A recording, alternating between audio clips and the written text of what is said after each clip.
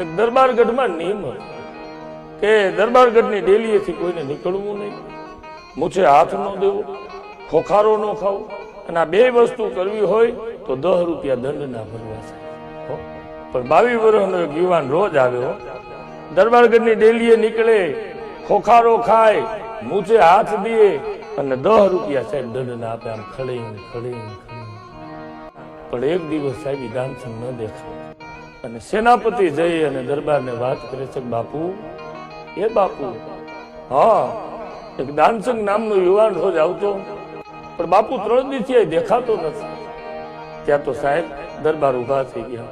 ઓહો, આવા નક્ષિત અને પવિત્ર માળા ઉપર તો મારા રાજની ધુરા હાલે છે. ભલા માળા, હો, જાઓ, મને અહીંયા લઈ જાઓ, એ દાનસંગ ના ઘરે લઈ જાઓ. અહીંયા રસાલો પહોંચ્યો સાહેબ.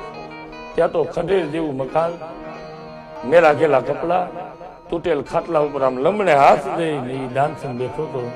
અહીંયા જૈન બાપુએ કીધું, જય માતાજી ભાઈ. ઉભો થઈ ગયો સાહેબ, જય માતાજી બાપુ, આવો આવો, અમારા આંગણે આવ્યા બાપુ. અને તે સાહેબ બાપુ પૂછે છે, દાનસંગ, મરદાનગી ખૂટી ગઈ ભલા મારા? ના ના બાપુ, મરદાનગી જરાય નથી ખૂટી. એમ તો ખર્ચી પાણી ખૂટી ગઈ દાનસંગ? ના બાપુ, ખર્ચી પાણી નથી ખૂટી. તો ભલા માળા દરબારગઢની ડેલીએ કેમ નીકળતો નથી? તારા જેવા પવિત્ર માળા ઉપર તો મારા રાજની ધુરા હાલે છે. અને સાહેબ છેલ્લા શબ્દો એ દાનસંગ બોલ્યો છે. પણ 3 દિવસ પહેલા બાપુ, મારા ઘરે દીકરીનો જન્મ થયો. દીકરીના બાપથી ખોખારા ન ખવાય, દીકરીના બાપથી મૂછે હાથ ન ધરાય બાપુ.